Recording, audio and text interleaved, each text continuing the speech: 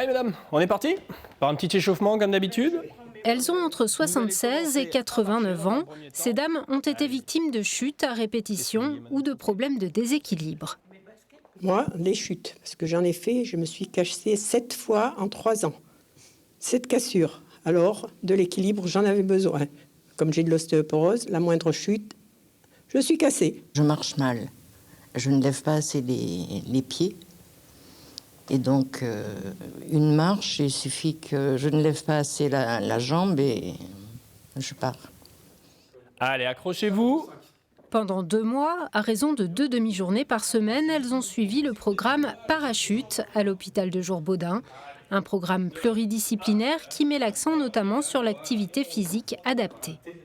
L'idée en fait, c'est de travailler tout ce qui est la notion de renforcement musculaire, donc des membres inférieurs. Plus les membres inférieurs seront en quelque sorte musclés, plus la personne va tenir facilement en équilibre et va être autonome dans sa vie quotidienne pour marcher, pour tout ça. On passe le pied, on cherche une stabilité et on continue. Une kinésithérapeute les fait également travailler sur l'équilibre. Oui, ça c'est difficile. Plus on travaille l'équilibre, plus on va en gagner. Après, il y a aussi la marche, donc c'est pour ça qu'on le fait aussi en travaillant la hauteur de la marche avec des haies, la largeur. Par exemple, si vous tapez dans un trottoir, vous avez plus de chances de tomber si vous n'avez pas ces réflexes d'équilibre.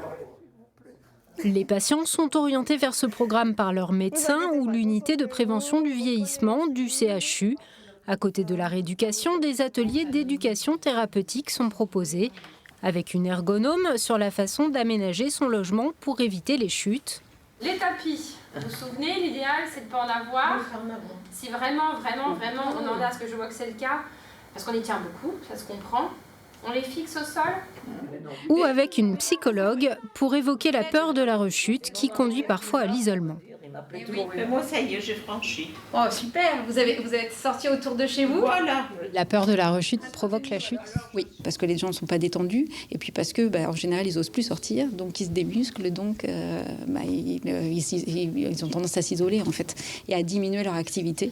Et voilà, c'est un cercle vicieux en fait. En France, chaque année, 3 millions de personnes âgées vivant à domicile font une chute, souvent synonyme de perte d'autonomie, un vrai problème de santé publique. 30% des plus de 65 ans ont une problématique de chute. Et on sait qu'il y a 10 000 décès par an en France liés à la chute. Donc c'est énorme. Un plan national anti-chute a été lancé il y a 1 an. Objectif réduire de 20% le nombre de chutes mortelles d'ici 2024, en misant notamment sur la prévention.